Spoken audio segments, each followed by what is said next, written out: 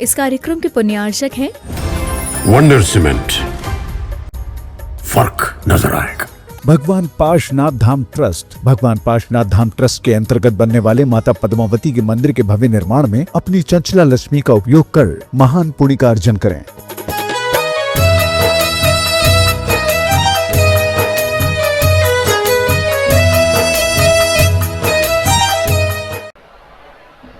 ओम नमः शुद्धेभ्यः।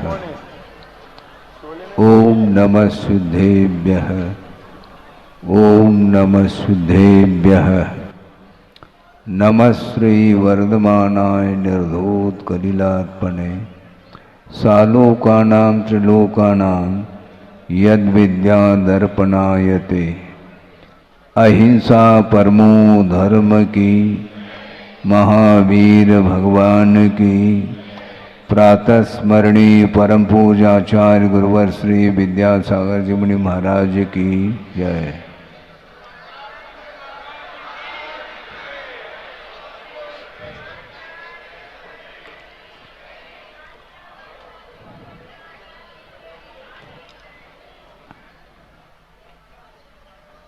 जो आप लोगों ने दृश्य देखा है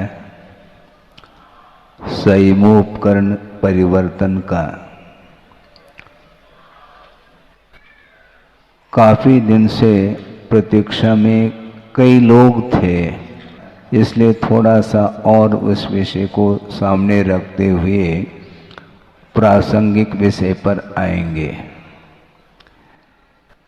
लगभग शहर में 6 साढ़े 6 महीने व्यतीत हुए, किंतु जिस दिन प्रवेश किया उसी दिन से लगभग प्रतिदिन कोई न कोई व्यक्ति आकर के अपने भाव व्यक्त करता कि महाराज आपकी पीछिका हमें प्राप्त हो जाए।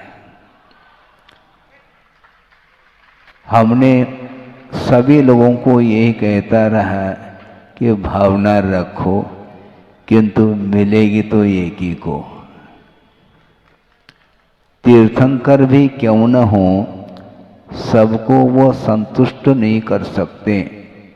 अर्थात तीर्थंकर दीक्षित होने के पूर्व में आहार चर्चा के लिए निकलते हैं, उस समय कितने लोग पड़गान के लिए खड़े रहते होंगे जिसका कोई हिसाब नहीं है। इसके उपरांत भी जिस विधि से निकलते हैं उस विधि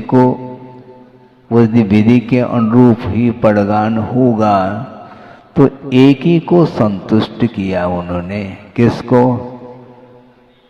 श्रेयांश राजा को। लेकिन इसका अर्थ ये नहीं लेना चाहिए कि सारे सारे श्रावक असंतुष्ट रहे हों। सुन रहे हैं आप लोग?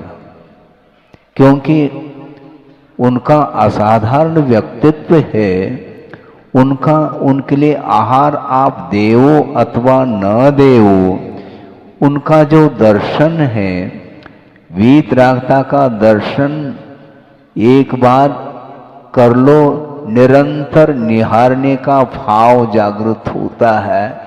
तो ऐसी स्थिति में वह श्रावक आहार दे अथवा न दे, प्रत्येक व्यक्ति के लिए 7 से पुण्य का अर्जन होता है। उसी प्रकार मैं ये मानता हूँ कि जितने लोगों ने भावना रखी, कोई नहीं भी रखी हो, तो भी उनके भीतर तो वो भावना रहती है कि संयमोपकरण मेरे लिए प्राप्त हो। मिलेगा एक ही को। हमने ये कहा था कि देखो, सबकी भावना को मैं पूर्ण करने के लिए बैठ जाऊं तो एक एक पंख भी यदि दे दूं तो पूर्ति नहीं होगी। तो ऐसी स्थिति में किसकी भावना को मैं पूर्ण कर सकता हूं? भावना जो पूर्ण होती है वह भावों से होती है। और कल जिन्हें पुरानी पीछिका प्राप्त हुई और नई पिचिका प्रदान करने वाले कौन थे वो है? नाम क्या उनका? मिंको तो बोलते हैं शैलेश।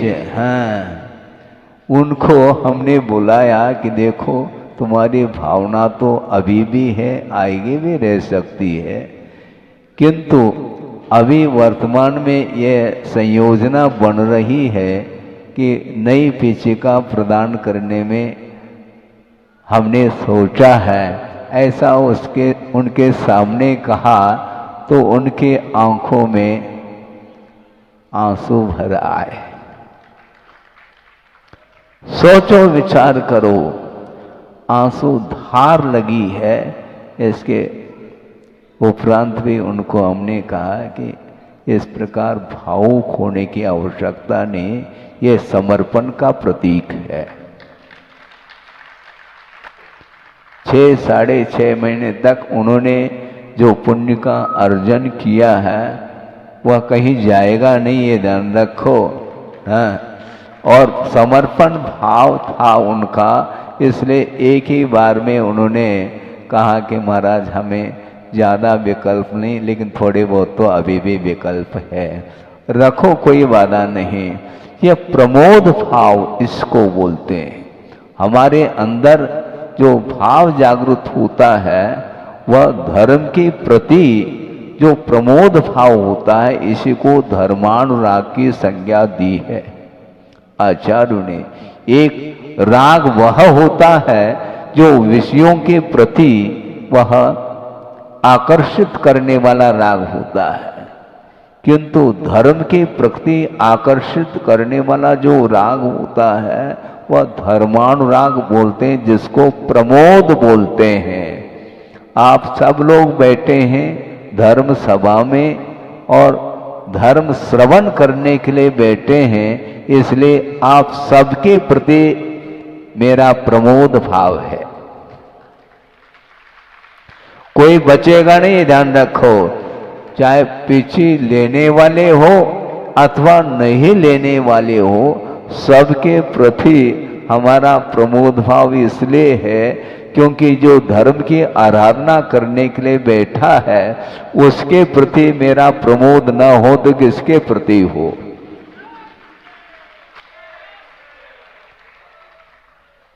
इसी को बोलते हैं प्रोत्साहित करना, इसी को मोटिवेट बोलते हैं। और कुछ नहीं होता, कोई वेट नहीं होता उसका, मोटिवेट का कोई वेट नहीं होता, ध्यान रखो, वो वेटलेस है। हाँ, उसका क्या वेट है? चाहे वह छोटा बालक हो, चाहे वह जवान हो, चाहे वृद्ध हो, सबके मन में धर्म के प्रति जो श्रद्धा, आस्था और समर्पण का भाव लेकर के बैठा है, तो न धर्मो धार्मिकैर विना, इस प्रकार आचार्य समंत्र भद्र स्वामी कह रहे हैं, धर्मात्मा के बिना धर्म रह नहीं सकता। तो सारे धर्म की आराधना कर रहे हैं, इसलिए ज्यादा विकल्प करने की आवश्यकता नहीं। धर्म की ओर दृष्टि आपकी बनी रहे हमेशा, ये प्रभु से हम प्रार्थना जरूर कर सकते हैं और करते हैं। गर्भ कल्याणक का यह शायद द्वितीय दिन है। कल पीछे का परिवर्तन हो गया और कुछ शेष जो गर्भ कल्याणक संबंधी जो क्रियाएं होगी वह यथा समय पर होगी। हम थोड़ा सा इस विषय को और आगे बढ़ाना चाहते हैं। वह ये है कि प्रमाद और प्रमोद में बड़ा अंतर है। क्या कहा? प्रमाद और प्रमोद भाव में जमीन आसमान का अंतर है। प्रमाद जो है वह कषाय की प्रगाढ़ता मानी जाती है, सामान्य कषाय नहीं, किंतु जो कषाय की प्रगाढ़ता है उसका नाम प्रमाद कहा और उसका स्वरूप निरूपित किया गया है आगम में कि कुशलेषु अनादरः प्रमादः। जो कुशल कार्य है, धार्मिक कार्य है, उसमें अनादर का भाव जो जागृत होता है उसका नाम प्रमाद कहा। समझ रहे हैं आप? जिस प्रकार आप सांसारिक कार्यों में उत्साहित होकर के कार्य करते हैं, उससे भी बढ़ चढ़ करके धार्मिक कार्यों में भाग लेना चाहिए। उसको बोलते हैं प्रमोद भाव। विषयों के प्रति प्रमोद भाव नहीं होता, न होना चाहिए। चाहे वह चेतन पदार्थ हो चाहे अचेतन पदार्थ हो, सभी पदार्थों के प्रति यदि विषयानुराग जागृत होता है तो निश्चित रूप से वह कर्म बंध के लिए कारण होता है, बल्कि उसके माध्यम से सम्यक दर्शन भी मलिन हो सकता है, होता है। इसलिए श्रवण के लिए भी कहा हमेशा अप्रमत्त बने रहो। हालांकि ऐसा हो नहीं सकता, छठा सातवां ये गुणस्थान होता ही रहता है, किंतु बुद्धि पूर्वक प्रमाद का भाव नहीं आना चाहिए मन में। इस प्रकार वह जागृत रहता है, श्रमण अप्रमत्त रहता है, और अप्रमत्त अवस्था में ही साथ से पुण्य का भी क्या होता है, अर्जन होता है। इसलिए धर्मानुराग की बात मैं कर रहा हूं, विषयानुराग की बात नहीं। क्योंकि जिसके आंखों में आंसू है वह विषयों को लेकर के नहीं, ये ध्यान रखो। यद्यपि वह गृहस्थ है, किंतु गृहस्थ होकर के भी वह गृहस्थ अवस्था से ऊपर उठने का भाव जागृत है उनके अंदर। इसलिए वो जो आंसू आ रहे हैं वो अपने आप में वह गुणों के प्रति जो बहुमान आदर भाव है उसको सूचित कर रहा है। इसलिए वस्तुतः धर्म की जो प्रभावना होती है वह कैसे होती है, किस ढंग से वह प्रभावना होती है, इस प्रसंग में भी आचार्य अमरचंद सूरी हुए हैं, उन्होंने प्रसंग रखा है। आचार्य कुंद की जो कृति है, जो अध्यात्म परक कृति, समय सार, प्रवचन सार, पंचायतिका आदि ग्रंथ हैं, जो कि अध्यात्म तक ले जाने वाली वह कृति मानी जाती है। और उनकी टीका लिखने वाले आचार्य अमरचंद सूरी हुए हैं, उसके उत्तरवर्ती जयसेन स्वामी आदि भी हैं। किंतु अमरचंद सूरी ने एक स्वतंत्र ग्रंथ की रचना की है। टीकाएं तो उन्होंने लिखी हैं कुंद के साहित्य के ऊपर, किंतु एक कृति उनकी स्वतंत्र कृति वह है जो पुरुषार्थ सिद्धि उपाय। उसमें उन्होंने प्रसंग दिया है प्रभावना अंग के विषय को लेकर के। आत्मा प्रभावनीयः, आत्मा प्रभावनीयो रत्नत्रय तेजसा सततमेव दान तपो जन पूजा विद्यातिशयश्च जन धर्म। आत्मा को भी आत्मा की भी प्रभावना होती है। प्रभावना के योग्य आत्म तत्व है, और आत्मा की प्रभावना जो होती है वह रत्नत्रय की आराधना के माध्यम से, रत्नत्रय तेजसा, रत्नत्रय की जो उसको क्या बोलते हैं, तेज रत्नत्रय, यानी निर्दोष वृद्धिंगत जो रत्नत्रय होता है उसके माध्यम से आत्मा की प्रभावना होती है। आप स्वयं की प्रभावना करना चाहो तो यहां पर तकत खाली है, ये ध्यान रखना है। आत्मा की प्रभावना करना चाहें तो तकत 2, 4, 8 और रखे जा सकते हैं। रत्नत्रय तेजसा ऐसा कहा, रत्नत्रय रूपी वह प्रकाश के माध्यम से आत्मा की प्रभावना होती है। और ये यदि मान लो जिसके जीवन में संभव नहीं अथवा कठिनाई जा रही है तो कोई बाधा नहीं। दान तपो जिन पूजा विद्यातिशयैष जिन धर्म प्रभावनीय। जिनेन्द्र भगवान का जो धर्म है वह कैसा है, दान तप और जिनेन्द्र भगवान की पूजा, इस रूप जो है जिनेन्द्र भगवान का धर्म है। जन धर्म प्रभावनीय। जिनेन्द्र भगवान के द्वारा कहा हुआ जो अहिंसा आदि रूप जो धर्म है, उस धर्म को प्रकाश में लाना चाहिए।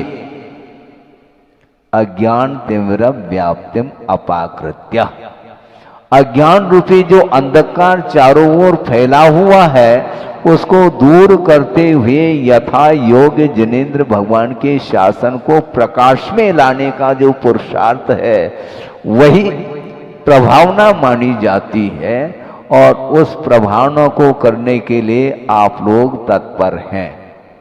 क्योंकि जो धर्म का रथ होता है उसके दो पहिए होते हैं, होते क्या नहीं? एक पहिए से रथ नहीं चलता, तो दो चाक, एक श्रवण और एक श्रावक, ये दो पहिए रथ लगे हुए हैं, जिसके माध्यम से जिनेन्द्र भगवान के द्वारा बताया हुआ जो धर्म रूपी रथ है वह प्रवर्तमान हो सकता है, होता है। 7 रथ आप प्रवर्तन हो रहा है 7 तारीख के दिन है, तो ये क्या है? ये धर्म रथ है। धर्म की प्रभावना जिनेन्द्र भगवान के द्वारा बताया हुआ जो धर्म है वही धर्म माना जाता है, अन्य और कोई धर्म का स्वरूप है ही नहीं। वस्तु का जो स्वरूप है वही धर्म है, अथवा रत्नत्रय आत्मक धर्म है, अथवा 10 लक्षण रूप धर्म है, अथवा जीवों की रक्षा करने रूप जो परिणाम है उसका नाम धर्म कहा है। इसलिए गर्भ कल्याणक आप मनाने जा रहे हैं। कल्याणक किसका होता है? जीव का कल्याण होना है, किंतु जीव का कल्याण जो होता है वह धर्म के शरण गए बिना न किसी का कल्याण हुआ न होगा। आप किसके शरण जा रहे हैं? महाराज आप ही के शरण में हैं हम। हाँ ठीक है, फिर लौटना नहीं? नहीं महाराज ऐसा नहीं हो सकता। ठीक, कोई बाधा नहीं, लौटो, लौट करके वापस आना है, ये ध्यान रखो। लौटते रहो फिर वापस आओगे। कई बार कहते महाराज हम फिर से आने का आशीर्वाद दे दो, भूयात पुनर्दर्शनम, ऐसे कई लोग बोलते हैं। उसका अर्थ क्या? पुनर्दर्शनम भूया, पुनः हमें दर्शन प्राप्त हो। फिर जाएंगे तभी तो पुनः दर्शन होगा, जाओ क्यों? दर्शन करते रहो ना। महाराज ये हमारे लिए संभव नहीं, आपके लिए तो ठीक है, कोई बाधा नहीं, आप अपनी शक्ति के अनुरूप सही, किंतु जहाँ पर भी आप रहो वहाँ पर धर्म की आराधना का भाव निरंतर बना रहे। ये पुरुषार्थ आपको करना है। प्रत्येक व्यक्ति को पुरुषार्थ के बल पर ही यह शुद्ध परमात्म तत्व प्राप्त होना है। जिस प्रकार श्रमण लोग पुरुषार्थ करते हैं उसी प्रकार आपको भी पुरुषार्थ करना है, अपनी शक्ति के अनुरूप करना है। किंतु साधन तो ये कई है, धर्म का आधार लेना है, और धर्म के भेद जो होते हैं वैसे धर्म तो अखंड है, किंतु उस धर्म को प्राप्त करने के लिए पात्र के अनुरूप भिन्न भिन्न साधन बताए हैं। उस अपेक्षा से उसमें कुछ अंतर आ जाता है, भेद भिन्नता आ सकती है, किंतु विपरीतता नहीं है। एक अनुव्रति होता है जिसको देशव्रत बोलते हैं, और एक महाव्रति होता है। किंतु गुरुदेव ने कई बार इस प्रसंग को रखा है कि कोई भी व्रत न छोटा होता है न बड़ा होता है, पात्र के अपेक्षा से सब बड़े ही होते हैं। एक पहली कक्षा का छात्र है और एक एमए का छात्र है तो छात्र ही। पहले कक्षा के छात्र के लिए जो प्रश्न आए हैं उसमें भी उसको पसीना आ रहा है, इसका अर्थ बहुत कठिन पेपर है उसके लिए, पक्की बात है। और जो एमए कक्षा में पहुंचा है उसके लिए उसके योग्य जो प्रश्न आए हैं ये उसके लिए कठिन है, कठिनाई तो जाती है। इसलिए वह व्रत छोटा और बड़ा नहीं, अपनी शक्ति के अपेक्षा से वो बड़ा ही है। यहां तक गुरुदेव ने कहा था कि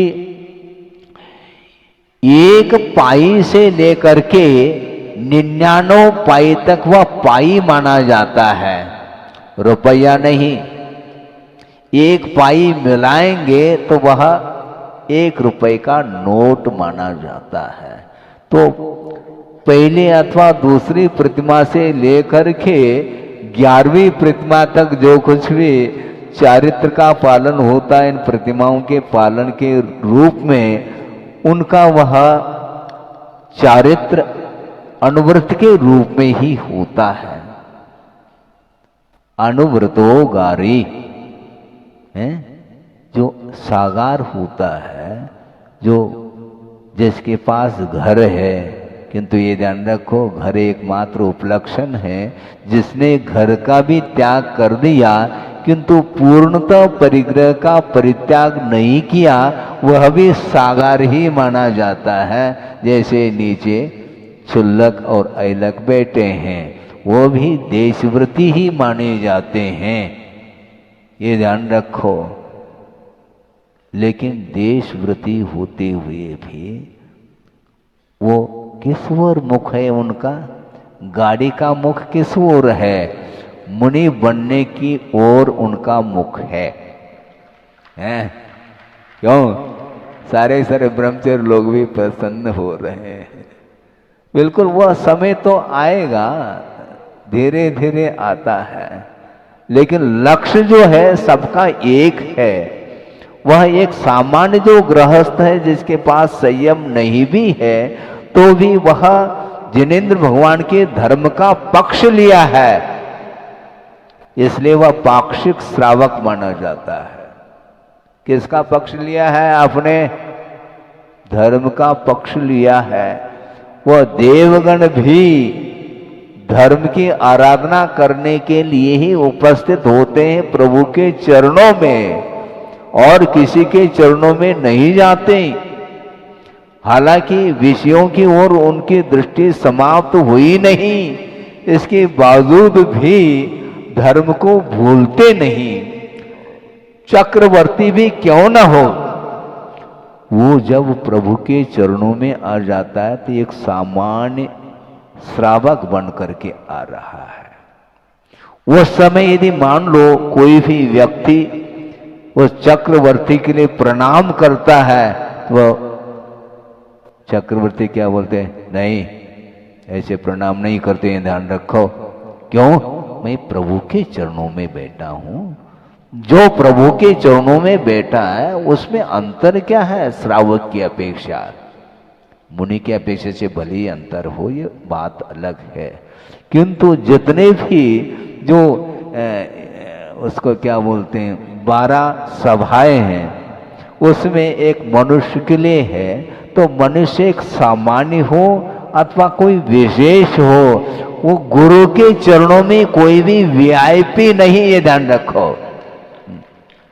आप बाहर रहो वीआईपी है, बाहर रह सकते हैं। चक्रवर्ती वह सचखंड अधिपति है, किंतु समूह शरण में अधिपति नहीं है, ध्यान रखो। फिर कैसे है महाराज? वो भी पुण्य का अर्जन कर रहा है, वो भी प्रभु की आराधना करने में लीन है। प्रभु ही हमारे लिए सर्वस्व है। प्रभु से बढ़ करके और कोई भी प्रभु विभु नहीं हो सकता।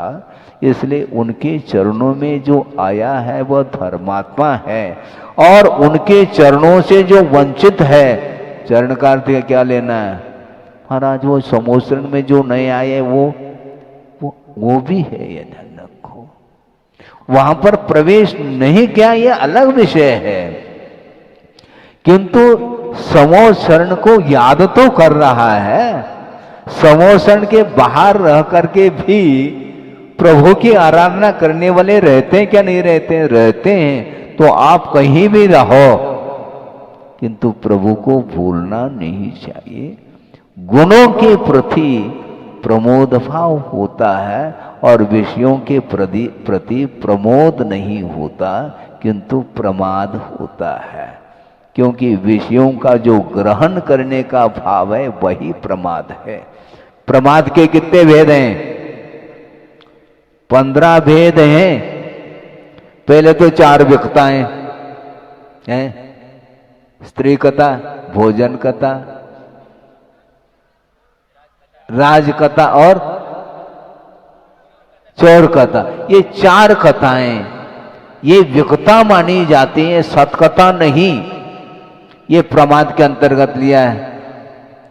महाराज हमारा मन नहीं लगता है, सतकथा में तो तुम्हारा मन थोड़ी लग रहा है, उसमें लगना चाहिए। विकताओं में तो रात दिन वह कथा कर रहा है, वह कथा ठीक नहीं, वह सांसारिक कथा है।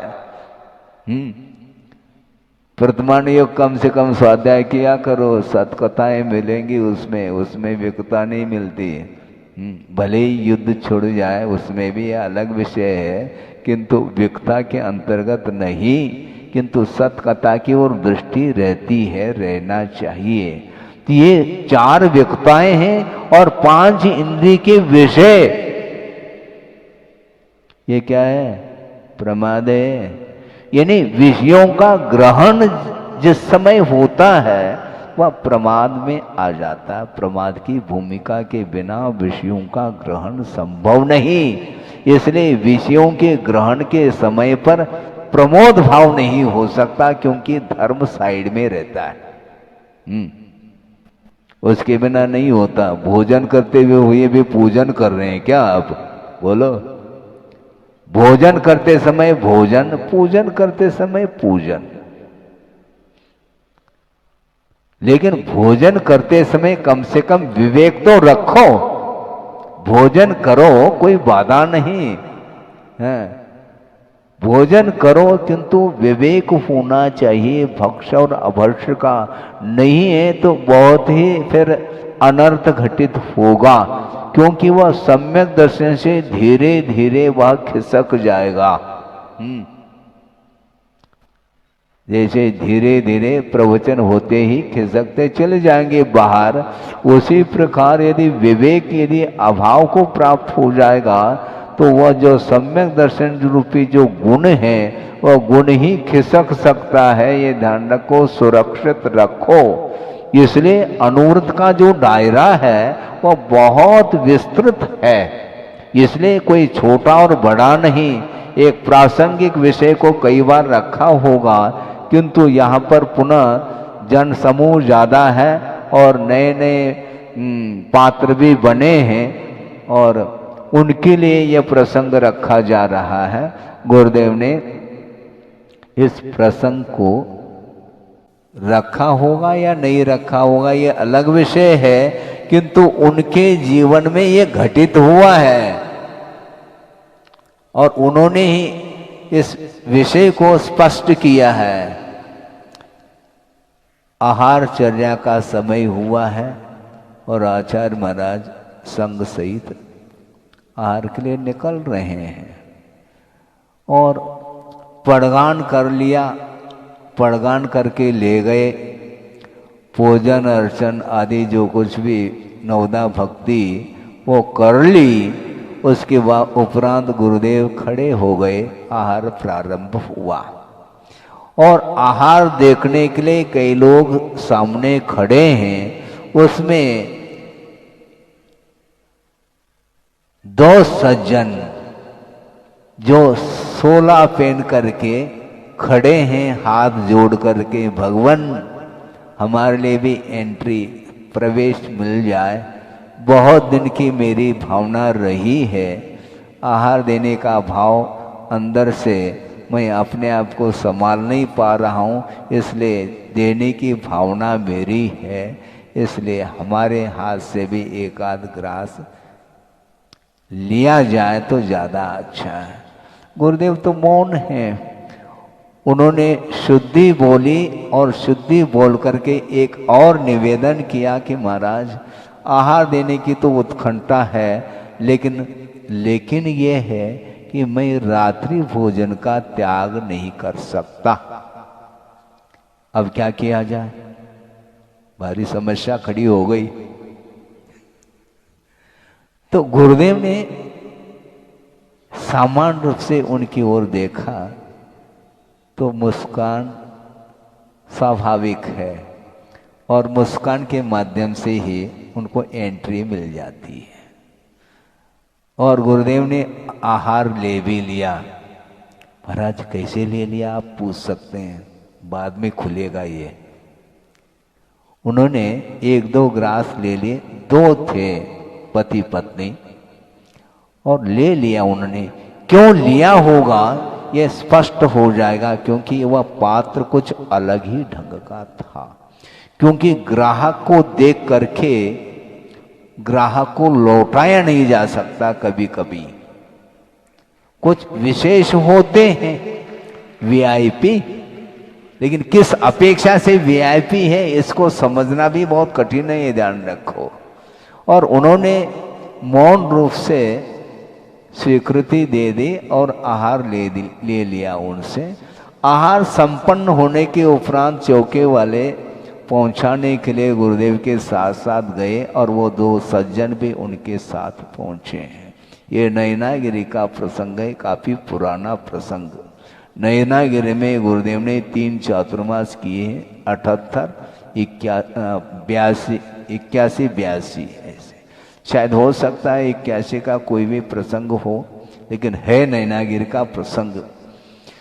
और फिर पहुंचाने के लिए गए, उसके उपरांत बैठ गए गुरुदेव और उन्होंने 2 व्यक्तियों की ओर देखते हुए कहा कि देखो, वो समय तो मेरा मौन था, मैं कुछ बोल नहीं सका, अब तो बोल सकता हूं मैं। महाराज आप जो बोलेंगे हम स्वीकार करेंगे, लेकिन वही बात है, रात्रि भोजन हमसे नहीं छोड़ा जा सकता। बाकी जो आप व्रत देंगे हम ले लेंगे, जो भी उपनियम नियम देंगे वो ग्रहण कर लेंगे। तो गुरुदेव ने कहा तुम क्या करते हो? तो हाथ जोड़ करके कहा कि महाराज मैं डिप्टी कलेक्टर हूँ और ये जो श्रीमती है वो जज है। इसलिए तो हमने कहा था ग्राहक को लौटाया नहीं उनने, ये ध्यान रखो। हाँ बिल्कुल फेस रीडिंग करते हैं गुरुदेव जो है ना, फेस रीडिंग करते हैं और इसलिए उन्होंने लौटाया नहीं। और आहार लेने के बाद अब वो कह रहे हैं यदि ऐसी स्थिति है तुम कलेक्टर और वो जज हैं तो बहुत अच्छी बात है, मैं जो कहूँगा तुम्हें स्वीकार करना पड़ेगा। महाराज हम हाथ जोड़ करके कह रहे हैं आप जो दे दो। उन्होंने क्या कहा, इसका अर्थ क्या, कोई दान स्वरूप मांग रहे हैं? नहीं, इसका अर्थ 5 अनुव्रत ग्रहण कर लो। महाराज ये तो उससे भी, हाँ रात्रि भोजन फिर भी कुछ दिन के लिए छोड़ पाएंगे, लेकिन ये तो और कठिन पेपर है। कठिन नहीं है, ध्यान रखो। कैसे महाराज आप समझाओ, फिर हम समझा रहा हूं मैं। उन्होंने ये कहा कि आप दोनों गवर्नमेंट सर्वेंट, ठीक है ना, सर्विस करते हैं और आप कलेक्टर या डिप्टी कलेक्टर और वो जज है। जो भी गवर्नमेंट के तरफ से उसकी क्योंकि सरकारी नौकरी है, जो आपको वेतन मिल रहा है उससे 1 पाई मैं नहीं लेऊंगा। महाराज ये तो बन जाएगा तो हमारा काम बन गया। 5 अनुव्रत इसमें पल सकते हैं, ध्यान रखो, क्योंकि आपने रिश्वत का त्याग किया है ना। रिश्वत बोलते हैं, बिल्कुल है, रिश्वत बोलते हैं। तो रिश्वत का त्याग कर लिया, इससे स्पष्ट है जो वेतन मिल रहा है वह परिग्रह का परिमाण हो गया, 1 अनुव्रत आ गया। अब परिग्रह परिमाण आ गया तो सारे अनुव्रत पलेंगे उसमें, क्योंकि तत्संबंधी कोई भी अब असत्य नहीं बोलेंगे, खत्म। सत्यव्रत आ गया तो चोरी का भाव भी नहीं आएगा, क्योंकि अतिरिक्त हमें कमाना ही नहीं है जिसमें चोरी का भाव आ जाए या असत्य का आश्रय लेना पड़े। दोनों समाप्त हो गए और उस संबंधी जो हिंसा होती थी वह भी नहीं होगी और आप दोनों स्वदार संतोष हैं। तो इस प्रकार पांचों व्रत आपके पल जाएंगे, हमारा आशीर्वाद ऐसा कहा। सोचो विचार करो, इससे स्पष्ट है कोई भी व्रत छोटा और बड़ा नहीं होता और एक बार अनुव्रत को अंगीकार करता है निश्चित रूप से उसका मुख महाव्रत की ओर है। अनुव्रत का अर्थ क्या होता है? अनुचर, अर्थात पीछे पीछे जो चलता है। महाव्रती के जो पीछे पीछे चलता है उसका नाम अनुव्रती है, अनुचर माना जाता है। तो इस प्रकार ये धर्म के प्रति जो लगाव है, समर्पण है, यही प्रमोद भाव माना जाता है। गुणशु प्रमोदम। उस समय हमने देखा कि गुरुदेव की कुशलता तो देखो, लेकिन आपके लिए नहीं, ये ध्यान रखो। हम भी महाराज रात्रि भोजन नहीं करेंगे तो हम आप आहार ले होगे क्या? नहीं लेंगे, ध्यान रखो। क्योंकि उनकी एक परिस्थिति थी, परिस्थिति के अनुरूप जो है ना व्यवस्था बनती है और उस परिस्थिति के कारण उसको धर्म से वंचित नहीं रखा जा सकता, न रखना चाहिए। इस प्रकार विशाल दृष्टिकोण वाले गुरुदेव, उन्होंने इस प्रकार मार्ग प्रशस्त करते गए हैं। इसलिए गुणों के प्रति अनुराग उनका हमेशा बना रहता है। इसी प्रकार शुरुआत में ही हमने कहा, भले ही शैलेश जी को पुरानी पीछी नहीं मिली, किंतु जो पुरानी पीछी जिसको मिली है उससे भी ज्यादा प्रमोद भाव इनके प्रति है, ये ध्यान रखो। हाँ, इसको बोलते हैं बिल्कुल। कल समय नहीं मिल पाया, आप लोगों ने दिया ही नहीं समय, मैं क्या करूं? विलंब ज्यादा हो गया, इसलिए कल का विषय आज रखना पड़ा। इसको बोलते हैं विषयानुराग और धर्मानुराग में बहुत बड़ा अंतर है। बल्कि विषयानुराग वह पतन के लिए कारण है और धर्मानुराग जो होता है वह उत्थान के लिए कारण होता है। इसलिए धर्म की आराधना करने के लिए आप लोग बैठे हैं और मैं भी आराधक हूं और आप भी आराधक हैं, ये ध्यान रखो। आराधक की अपेक्षा से कोई अंतर नहीं, हमारी विवक्षा है। ये वक्ता की यही विवक्षा होती है। आराधना आप भी कर रहे हैं धर्म की और श्रमण लोग भी धर्म की ही आराधना कर रहे हैं, क्योंकि धर्म को प्राप्त करना ही एकमात्र लक्ष्य रहता है। वह अविरत सम्यक दृष्टि भी क्यों न हो, सम्यक दर्शन किसको होता है? सचे देव गुरु शास्त्र के प्रति आस्था का भाव लेकर के जो रहता है उसका नाम सम्यक्त्व है। उसके पास भले ही चारित्र न हो, किंतु सम्यक दर्शन के अनुरूप वह आचरण बनाए रखता है। और इसी के लिए कुंद कुंद देव ने अष्टपौन में सम्यक्ताचरण चारित्र की संज्ञा दी है। वह अनुव्रत भी नहीं है, मान लो जिसने अनुव्रत को भी अंगीकार नहीं किया है, असंयमी है, किंतु सम्यक दर्शन यदि साथ में रखता है तो उसके पास विवेक रहता है, क्या करने योग्य है और क्या नहीं करने योग्य है, इसका ध्यान उसे भी रहता है। बिल्कुल सम्यक के अनुरूप आचरण का अर्थ यह है 8 अंगों का वह पालन करता है, 8 मदों से रहित होकर के, 3 मूढ़ताओं से रहित होकर के और 8 अंगों के पालन के साथ जो श्रद्धान की परिणति बनती है उसी का नाम सम्यक्ताचरण चारित्र कहा है। 2-3 मिनट के भीतर ही इस विषय को पूर्ण कर लूं। एक छोटा सा प्रसंग वह भी आपके सामने रखता हूं। रखा पहले भी होगा, किंतु यहाँ पर बहुत प्रासंगिक और उपयुक्त वह प्रसंग है कि आचार्य ज्ञान सागर जी महाराज बैठे हैं, तत्व चर्चा चल रही है और गुरुदेव भी बगल में बैठे हैं और गुरुदेव ने ही इस प्रसंग को सुनाया था। हाँ, हमें कोई नए प्रसंग मिलते ही नहीं है, सब गुरुदेव के द्वारा ही सब कलेक्ट करते चले जाते हैं और समय पर आप लोगों के पुण्य के उदय में वह प्रसंग ध्यान में आ जाता है। और वही प्रसंग ये है, एक विद्वान के मन में ये जिज्ञासा उठी और वो जिज्ञासा रख रहे हैं आचार्य ज्ञान सागर जी महाराज के चरणों में कि महाराज कि अविरत सम्यक दृष्टि जिसने एक भी अनुव्रत को अंगीकार नहीं किया है उसकी बात की जा रही है। क्या बोलना है, बोलो।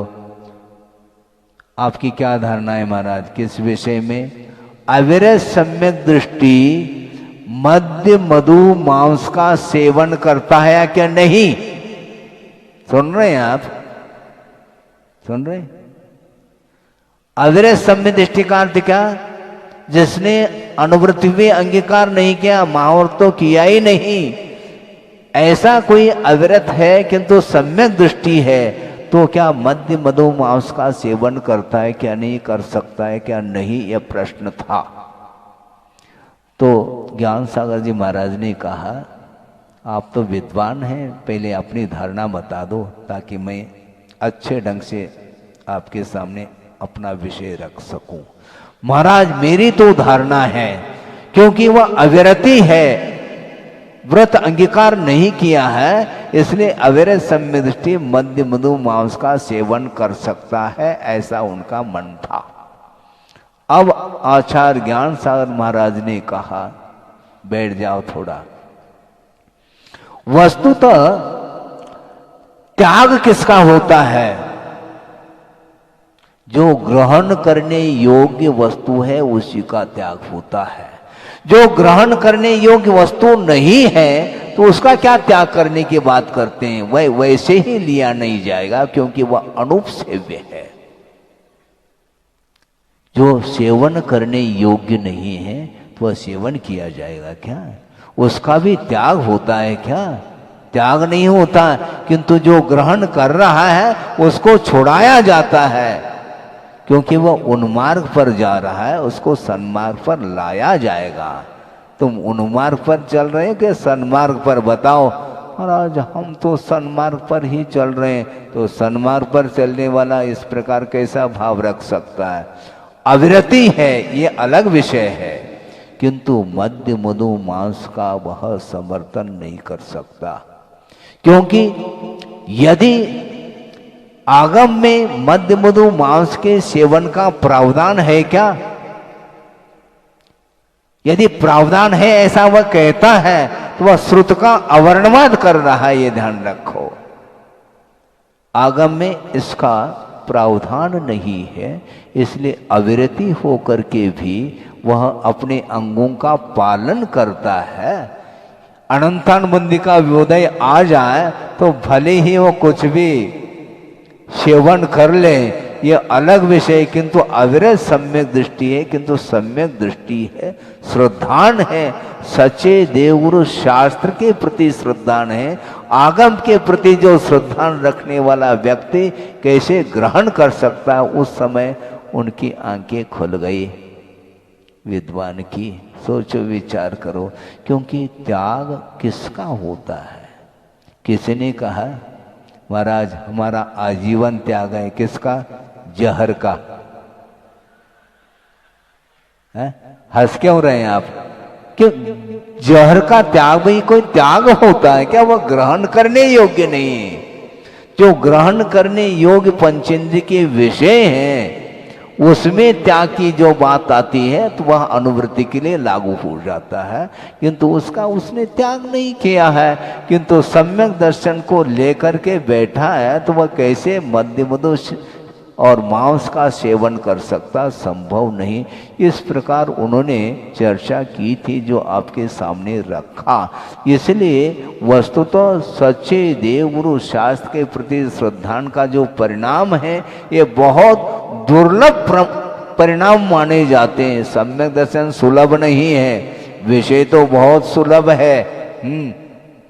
पंचेंद्र के विषय अनंत बार मिले हैं, मिलते चले जाएंगे, किंतु सम्यक दर्शन को प्राप्त करना खेल नहीं है। और मान लो प्राप्त सम्यक दर्शन, उसको भी सुरक्षित रखने की बात है। इसलिए प्रमाद छोड़ करके प्रमोद भाव रखो, यह हम शुरू से कह रहे हैं। इसलिए प्रमाद में और प्रमोद में बड़ा अंतर है। विषयों के प्रति जो अनुराग होता है वह प्रमाद के बिना नहीं होता, और जो धर्मानुराग होता है उसी का नाम प्रमोद भाव माना जाता है। इसलिए 4 प्रकार के जो भाव है उसमें प्रमोद भाव को रखा है। प्राणी मात्र के प्रति मैत्री भाव रखना, और दुखी जीवों के प्रति कारुण्य भाव रखना, और जो गुणी हैं उनके प्रति प्रमोद भाव रखना, और जो उन्मार्गी है, विपरीत वृत्ति वाला है, उसके प्रति माध्यस्थ भाव रखना। उसका कभी भी मन वचन काय के माध्यम से समर्थन नहीं करना, ये ध्यान रखो। धर्म का समर्थन करो, गुणों का समर्थन करो, दोषों का नहीं। पाप का समर्थन नहीं करना, उन्मार्ग का समर्थन नहीं करना। इसको ध्यान में रख करके चलेंगे तो निश्चित रूप से धर्म की प्रभावना होगी। और ये धर्म की प्रभावना के लिए यह समय आपके सामने आया है, और गर्भ कल्याण के दिन ही इस विषय को रखा है कि धर्म प्रभावना जो होती है, क्योंकि यह कल्याणक मनाया जा रहा है। गर्भ कल्याण का अर्थ होता क्या है, वो सारा विस्तृत वर्णन आप वर्तमान योग ग्रंथ में पढ़ सकते हैं। समयाभाव के कारण प्रासंगिक विषय को ही आपके सामने रखा है। इसलिए निरंतर धर्म की वो रुचि आपकी बढ़ती रहे, और उसके माध्यम से जो अपना लक्ष्य है, जो मोक्ष प्राप्त करने का, वह प्राप्त हो। इसी पवित्र भावना के साथ अहिंसा परमो धर्म की जय। जब गुरुदेव का मंगलमयी आशीर्वाद प्राप्त होता है, और यह आशीर्वाद बरगी नगर को भी प्राप्त हुआ, और मुझे भी प्राप्त हुआ था। इसलिए परोक्ष रूप से उनके संकेत के अनुरूप, उनके आदेश के अनुरूप, उनके आशीर्वाद से ही बरगी भी आना हुआ। और आप लोगों ने 2-3 बार तो हमने गिन लिया है, निवेदन करने के लिए जबलपुर भी आए थे, और निवेदन को सुना था। और यह कार्यक्रम समय पर होता है, बिफोर कुछ भी नहीं होता। भावना जरूर रहती है, भावना के अनुरूप पुरुषार्थ भी आप लोगों ने किया है, भरपूर पुरुषार्थ किया है, तब यह कार्य संपन्न हुआ है। और इस सानंद संपन्न कार्य के लिए शासन प्रशासन और यहाँ की जो कमेटी, और विशेष रूप से आवास व्यवस्था, भोजन व्यवस्था आदि देने वाले जो कार्यकर्ता लोग हैं, उन्होंने बड़ी निष्ठा के साथ इस कार्य को संपन्न करने के लिए योगदान दिया है। उनके लिए सर्वप्रथम आशीर्वाद दिया जाता है, क्योंकि उनके योगदान के बिना यह कार्य संभव भी नहीं है। आप लोग अच्छे से बैठ करके इस दृश्य को 5-6 दिन तक देखा है, आनंद का अनुभव किया है। शायद उन लोगों ने नहीं भी देखा हो जिन्होंने आवास व्यवस्था, भोजन व्यवस्था आदि में वो उसी में लगनशीलता के साथ कार्य करते रहे। वस्तुतः यह भाव प्रधान धर्म है। क्रियाओं को हम गौण नहीं करना चाहते हैं। समय समय पर सुचारू रूप से तन मन धन से इस कार्य को संपन्न करना चाहिए। और इसके साथ साथ महत्वपूर्ण बात तो ये है कि इन क्रियाओं के साथ साथ हृदय को भी लगाया जाता है। हृदय से प्रभु की और गुरु की जो आराधना की जाती है वह किसी भी पर्याय में करें तो भी वह परंपरा से मोक्ष का पात्र बनता है। साक्षात मोक्ष की जो उपलब्धि होती है वह शुक्ल ध्यान आदि के माध्यम से हुआ करती है। और कल प्रभु को केवल ज्ञान हुआ और उसके पूर्व दिन उन्होंने दीक्षा को अंगीकार किए थे। केवल ज्ञान प्राप्त करने के लिए आप बिल्कुल सुख सुविधा के साथ रह करके उसको प्राप्त करना चाहो तो ये संभव नहीं है। आप एसी में बैठ जाते हैं और प्रभु की आराधना तो आप भी कर रहे हैं, उससे तो कुछ तो पुण्य का अर्जन होता होगा, क्यों नहीं होगा। कषाय की मंदता के साथ और श्रद्धान के साथ आप कहीं भी बैठ करके प्रभु की आराधना करो। योग्यता के अनुरूप, सामर्थ्य के अनुरूप, क्षमता के अनुरूप पुण्य का संचय तो होता है। किंतु आचार्यों का अथवा आगमकारों का यह कहना है हमें मात्र पुण्य का संचय मात्र नहीं करना, किंतु पाप कर्म के क्षय के प्रयोजन को लेकर के जो धार्मिक अनुष्ठान किया जाता है अथवा प्रभु की आराधना की जाती है, उस आराधना के माध्यम से बिना चाहे भी साथ से पुण्य का संचय होता है। और प्रभु ने आज प्रातः वेला ने उन्हें निर्वाण का लाभ हुआ, तो कैसा हुआ हमें बताओ। बिना दिगंबरत्व को अंगीकार किए, बिना परिग्रह का विमोचन किए संभव नहीं है। और दीक्षित होने के उपरांत भी जब उन्हें 1000 साल लग गया तो हम और आपके लिए कितना प्रेराश्रय करो, सोचो, विचार करो। असाधारण व्यक्तित्व जिसको बोलते हैं, इसके बाद भी 1000 साल लग गए।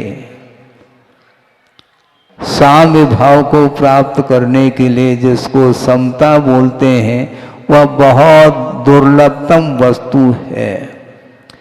वस्तुतः जो विषय के प्रति जो राग रहता है उसका पूर्णतः अभाव करने के बावजूद भी विश्व कल्याण की भावना को लेकर के जो धर्मानुराग उत्पन्न होता है उसके माध्यम से भी साक्षात निर्वाण का लाभ नहीं होता है, वह भी परंपरा से ही होता है। किंतु साक्षात यदि केवल ज्ञान का लाभ उठाना चाहो तो ध्यान के माध्यम से ही केवल ज्ञान की उत्पत्ति बताई है।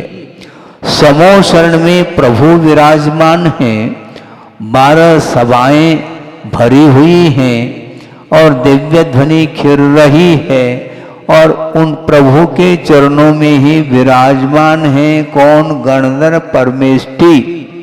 और प्रभु की वंदना, प्रभु की स्तुति, प्रभु की आराधना वो कर रहे हैं। और दिव्य ध्वनि का आधार लेकर के हम और आपके लिए आगम की रचना करके उसका मर्म क्या है धर्म का, धर्म दिव्य ध्वनि की क्या विशेषता है, वस्तु तत्व की क्या गहराई है, ये सारा का सारा सर्वांगीण रूप से उन्होंने दिव्य ध्वनि का आधार लेकर के द्वादशांग की रचना की और हम और आपके लिए उपदेश उन्होंने दिया है।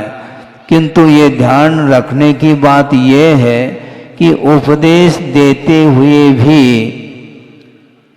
उपदेश देते देते देते देते गणधर परमेष्ठी को उसी अवस्था में केवल ज्ञान हुआ हो नहीं हो सकता है, क्योंकि यह प्रवृत्ति है।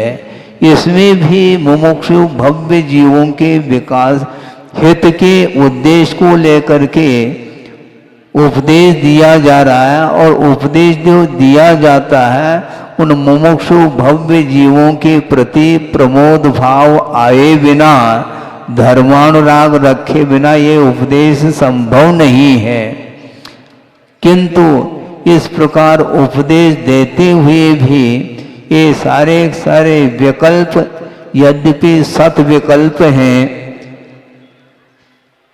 विषयजन्य कोई भी विकल्प नहीं है, इसके बावजूद भी आचार्य ये कहते हैं कि इन विकल्पों से भी ऊपर उठे बिना केवल ज्ञान न भूतो न भविष्यति। इसलिए प्रभु ने तीर्थंकर प्रकृति का विगत जीवन में बंद किया था और वर्तमान में जो उनको पर्याय मिली सर्वार्थ सिद्धि से आ गए और दिगंबरत्व को अंगीकार उन्होंने स्वयं ही कर लिया और निरंतर साधना करते करते विश्व कल्याण की भावना रखते रखते जब उनकी साधना जब चरम सीमा तक पहुंच गई तो अंतर मुहूर्त मात्र पर्याप्त रहा, केवल ज्ञान को प्राप्त कर लिया। किंतु केवल ज्ञान को प्राप्त करने की जो भूमिका है उस भूमिका में उन्होंने 1000 साल व्यतीत किया है। बंधुओं सोचो विचार करो कितना धैर्य होना चाहिए।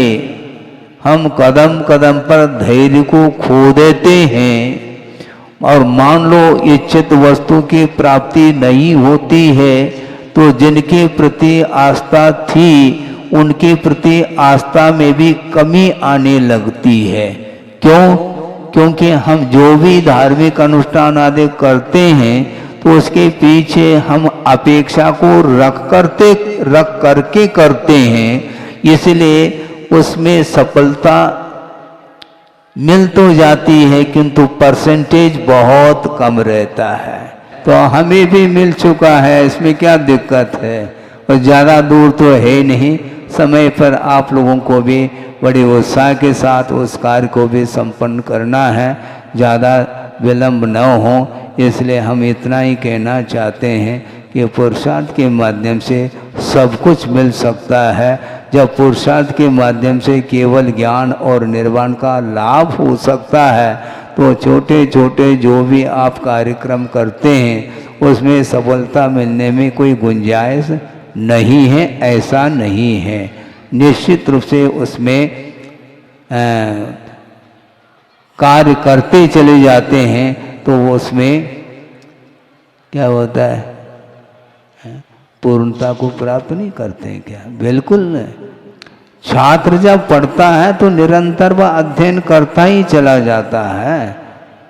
3 महीने में भी परीक्षा होती है, बताते हैं हमारे ज़माने में। वो अब आपके ज़माने में क्या है हमें ज्ञात नहीं है।